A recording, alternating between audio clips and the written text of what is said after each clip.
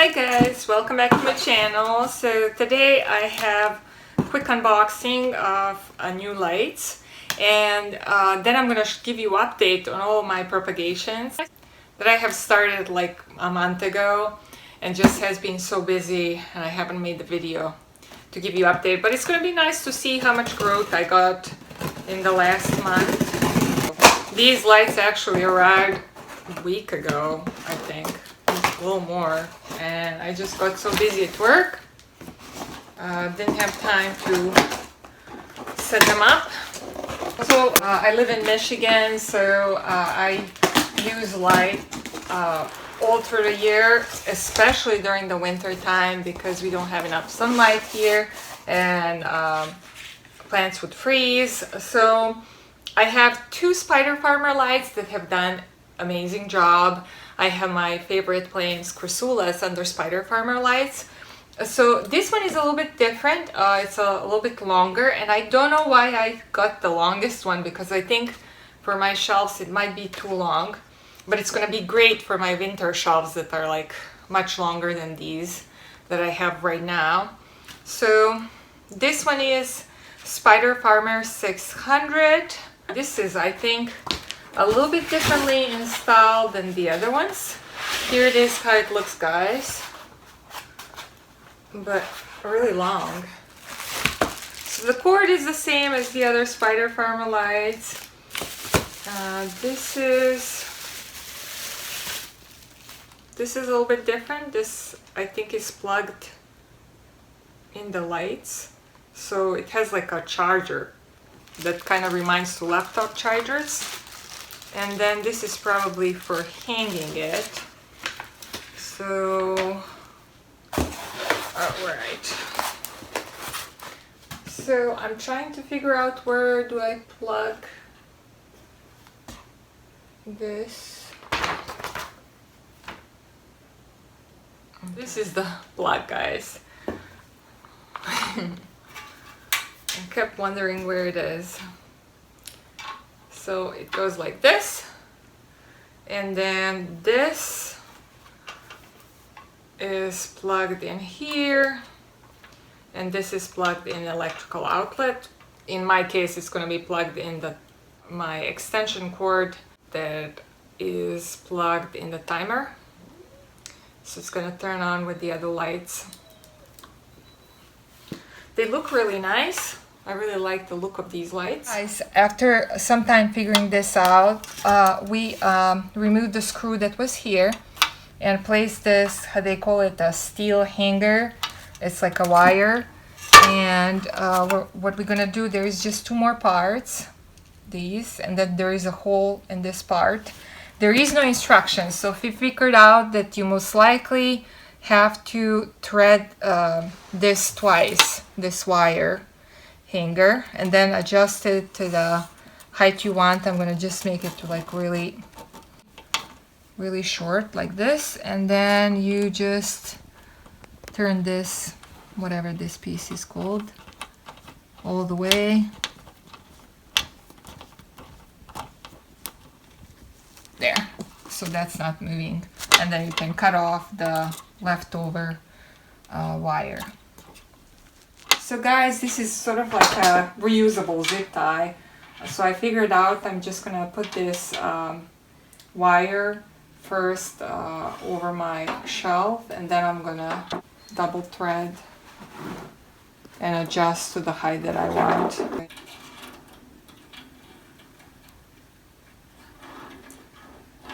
So just gonna go all the way here.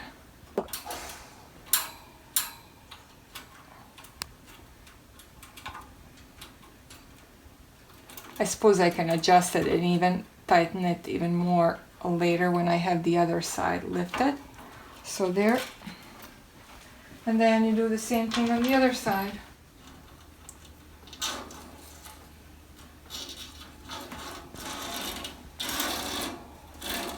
Okay.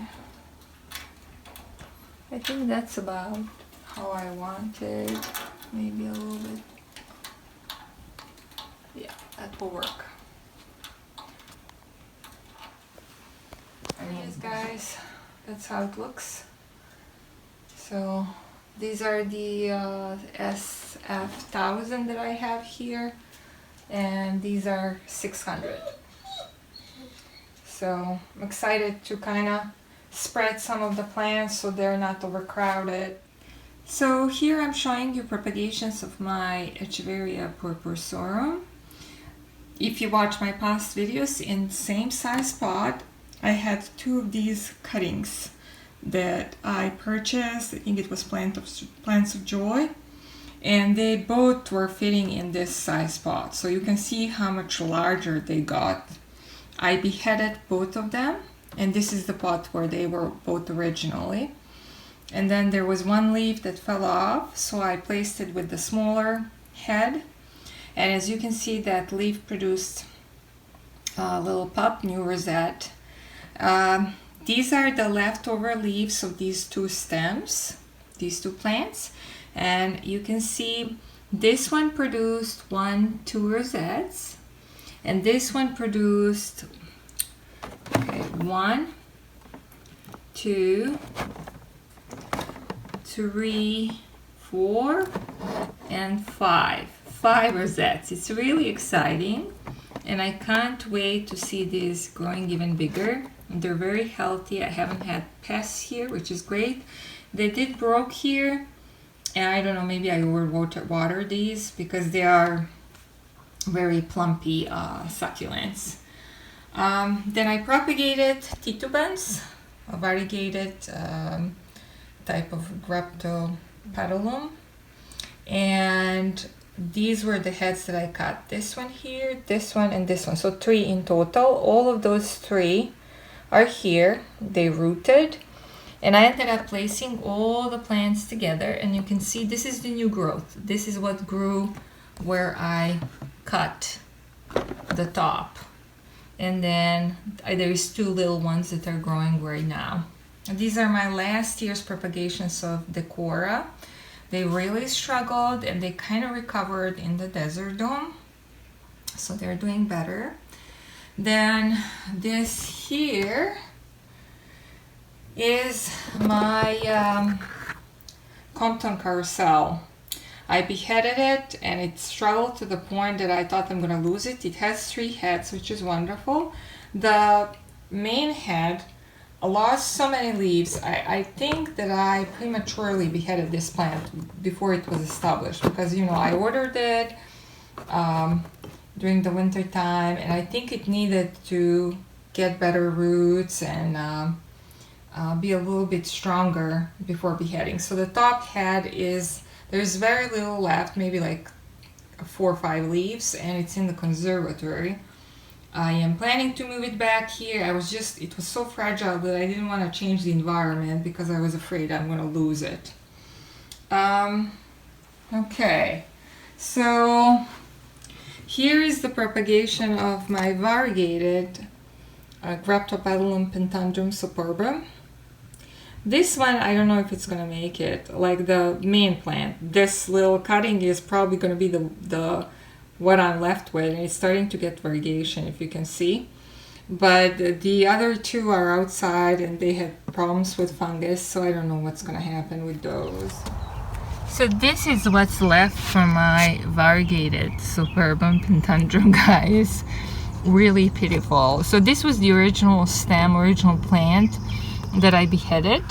So it started growing 2 rosettes, and they were beautiful. And they didn't really have much white mold.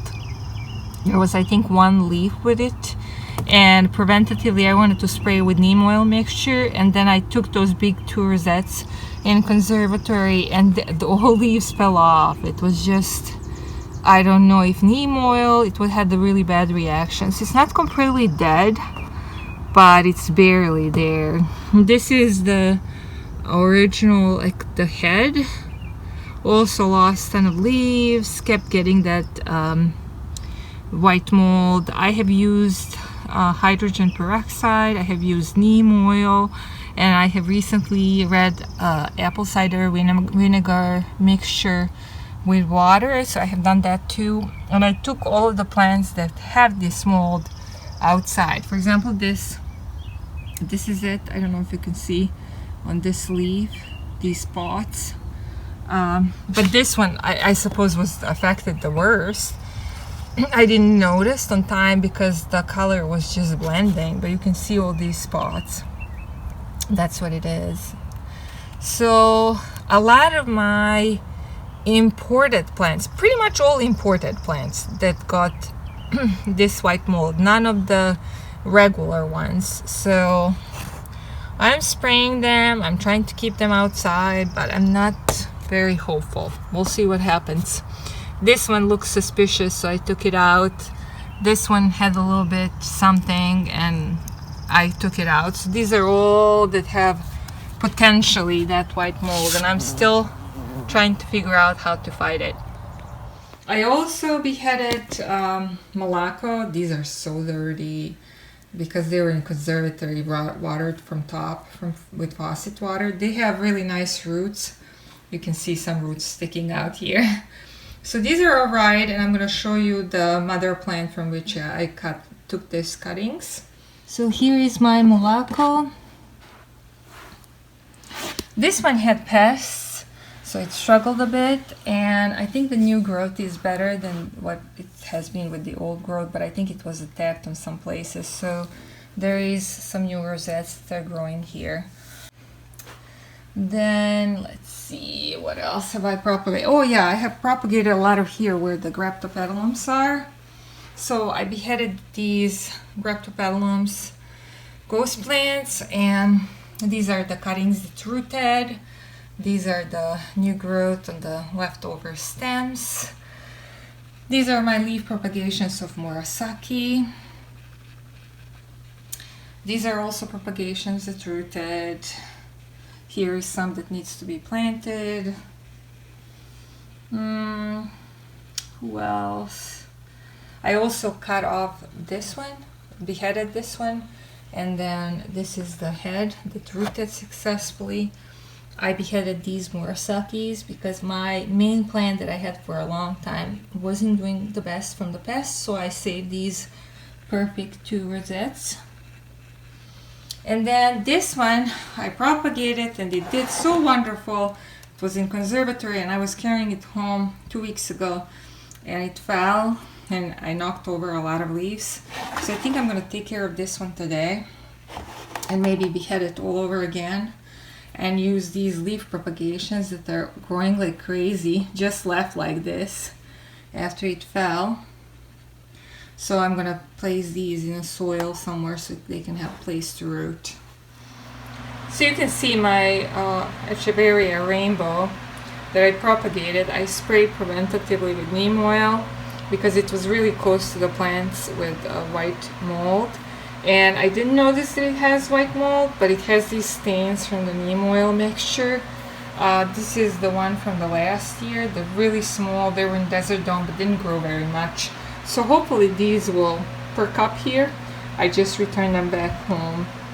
My Ursula baby surprise, all of the cuttings rooted, looks beautiful. I sold 3 like a bigger cuttings with 4 branches, and everybody else, there is no more long stems, as you can see. I'm happy with how it looks. I think I showed you everything that I have here. Oh yeah, this was propagated. So I beheaded it. There were 2 plants and you can see there is a lot of new growth. I think there is 1, 2, 3, 4, 5, at least 5 rosettes that are growing. Very good. This one I beheaded. There is, this one is finally good and rooted, and the main plant stem that I left has probably 5 new heads of this plant, and it's in the conservatory. This here is Red Sky, and I think it has more than 3 rosettes. Yeah. Okay, this is really hard to show, but there is one underneath too. So it's a little bit different than Pearl Lunenburg. It's a little bit more red. Let's see what else I have here. I also propagated this one. This is Echeveria that, sorry about the water, this is rainwater, so I was starting to water and do my chores. So you can see that they are growing, not so much on top, but underneath. Here is one rosette growing, and I think I saw, I don't know if I saw another one. Well, this one still doesn't have a lot of growth. One of these beheaded plants from this one already rooted. I don't know where I put it. And the other one, it hasn't rooted yet. Okay, this one, the leftover stem from this Romeo agavetus didn't do nothing. And I just think that these are really slow growers. And this one took forever to root. I was afraid I'm going to lose it. So it finally has roots. And you're going to see they're quite shallow, you know. So, but I'm happy that it finally rooted. So it needs to be established now. I don't know if anything will come out of this at all. So this is that pretty, I think it's called graptopetalum pink delight that I knocked over, and it just lost a lot of leaves. Leaves are there, propagating itself so quickly already, but I'm thinking to take cutting and just root it all over. Great, I dropped it, but fortunately I didn't damage too much the film on the leaves. So that's one. Then there is these two that are like together, but I think I'm gonna go ahead. I don't know, I think it would look nice. I'm just gonna cut it.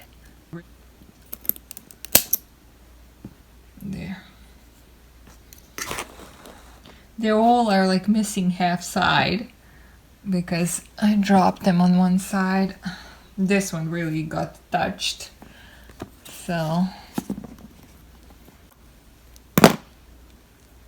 this one does have some roots. So I'm just gonna remove some of the bottom leaves. Okay. And then I don't know what I'm gonna do. Maybe I'm gonna keep this one as it is. And there is a lot of little leaves here. You can see they already have rosettes growing.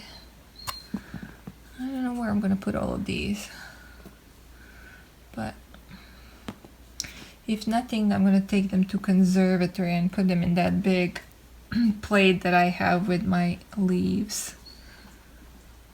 Here are all the leaves of the pink delight graptopetalum that I'm gonna take to the conservatory. Look at it, guys, they already have most of them roots and the rosettes growing. So here it is, guys, it's all set up.